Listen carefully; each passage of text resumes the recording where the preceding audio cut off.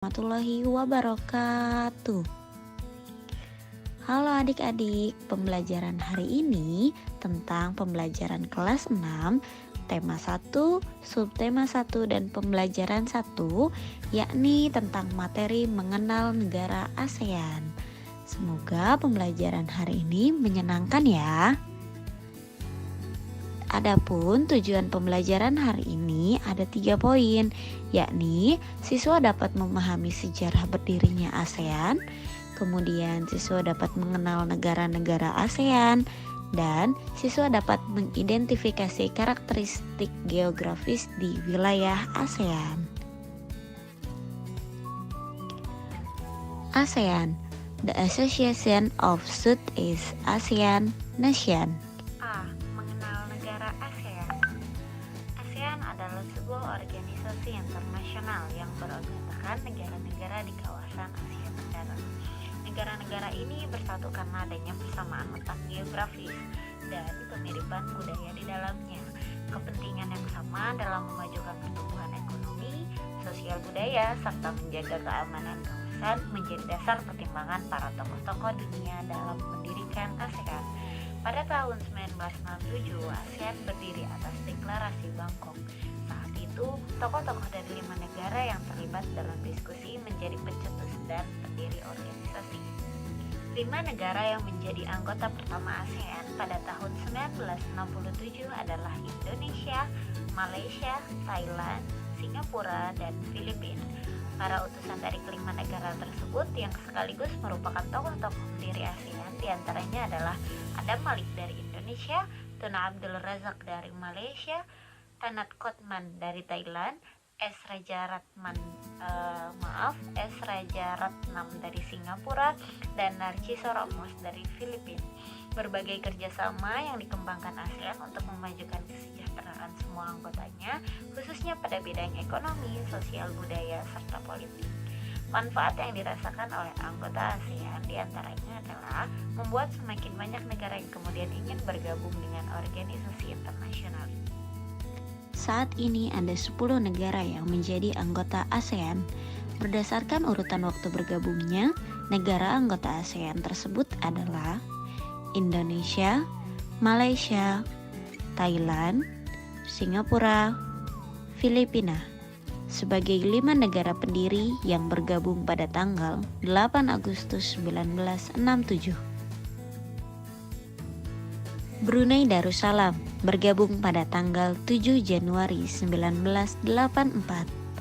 Vietnam bergabung pada tanggal 28 Juli 1995. Laos dan Myanmar bergabung pada tanggal 23 Juli 1997.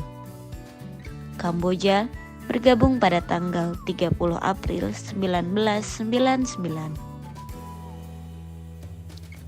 Selanjutnya, kita akan mempelajari tentang kehidupan sosial budaya masyarakat di negara-negara ASEAN. Nah, yang pertama ada Indonesia, yang dimana memiliki 710 bahasa dan dijuluki sebagai negara terbanyak bahasa kedua setelah Papua. Selain candi, Indonesia juga mempunyai keragaman lain, yaitu batik. Batik merupakan warisan dari budaya Indonesia yang dilukis secara langsung kepada kain. Indonesia juga memiliki Danau Toba. Danau Toba adalah danau terbesar yang dimiliki oleh negara Indonesia. Negara kedua yaitu Malaysia, yang memiliki patung Dewa Marungga dengan tinggi 42,7 meter, yang dimana merupakan salah satu film Hindu di luar India yang paling populer. Malaysia juga mempunyai ikon menara kembar. Kenapa ya itu disebut menara kembar? Karena menaranya itu ada 2 dan saling berdampingan. Makanan khas Malaysia yaitu nasi lemak.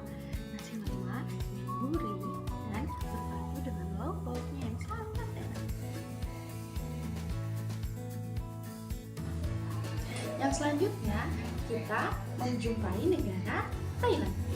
Negara Thailand ini merupakan satu-satunya negara yang tidak pernah dijajah oleh bangsa Eropa. Ikonik dari bangsa Thailand adalah gajah. Kenapa sih harus gajah yang menjadi ikonik bangsa Thailand? Nah, karena orang Thailand sendiri mempercayai dan mengagumi jika gajah itu memiliki kekuatan, daya tahan, dan umur yang panjang. Pertanian di Thailand sangat baik karena merupakan iklim tropis, curah hujan yang cukup, serta tanah yang mendukung untuk pertanian. Nah, Singapura ini merupakan salah satu tempat yang banyak wisata, jadi banyak pendatang-pendatang dari luar Singapura datang untuk berwisata di Singapura. Nah, Singapura ini memiliki beragam street food yang sangat banyak macamnya.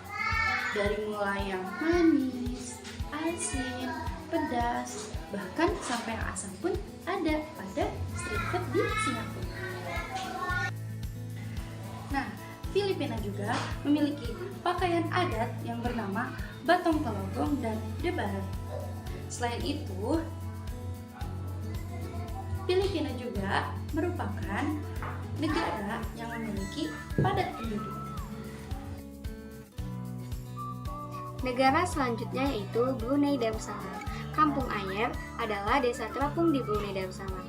Pada tahun 1400, Kampung Ayer sempat menjadi pusat pemerintahan. Nah, saat ini banyak penduduknya yang memiliki perahu pribadi dan disimpan di bawah rumah apung mereka. Budaya Brunei banyak dipengaruhi oleh ajaran agama Islam. Mayoritas penduduknya adalah orang Melayu. Kota Brunei berasal dari kata Nah Baru yang diucapkan oleh Awang Alak Bertatar, penemu negara ini. Kota Darussalam berarti tempat yang damai atau rumah keamanan. Dalam percakapan, menunjuk dengan jari telunjuk dianggap kasar. Secara tradisional, orang Brunei tidak berjabat tangan dengan lawan jenis. Melepaskan sepatu merupakan kebiasaan umum orang Brunei sebelum memasuki rumah orang lain.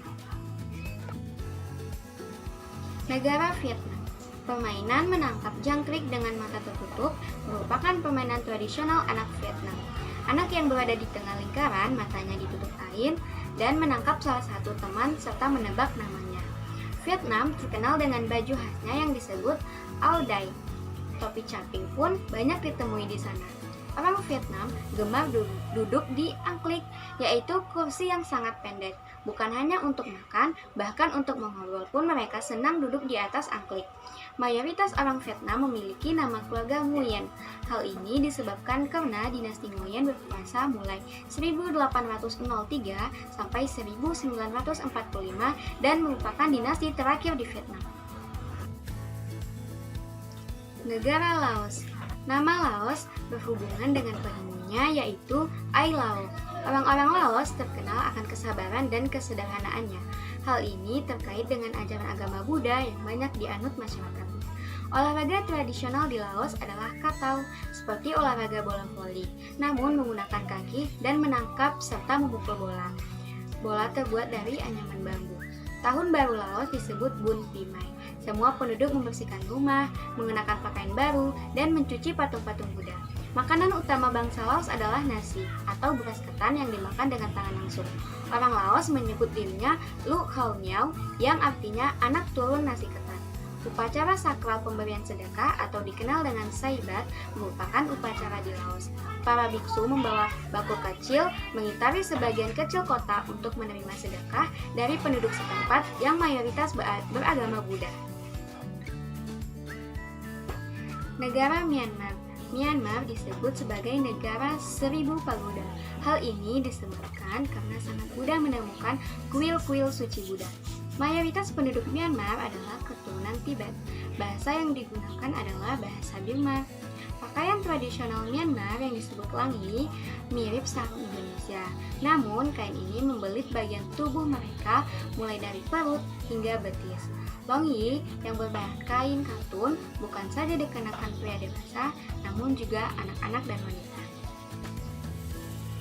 Negara selanjutnya yaitu negara Kamboja. Banyak candi di Kamboja terbuat dari batu. Dewa-dewa dari agama Hindu dan Buddha terukir pada tembok. Tari Apsara lahir pada 2000 tahun lalu. Relief tarian banyak ditemukan di bangunan-bangunan keagamaan di Kamboja. Orang Khmer mengenakan syal kotak-kotak yang disebut krama.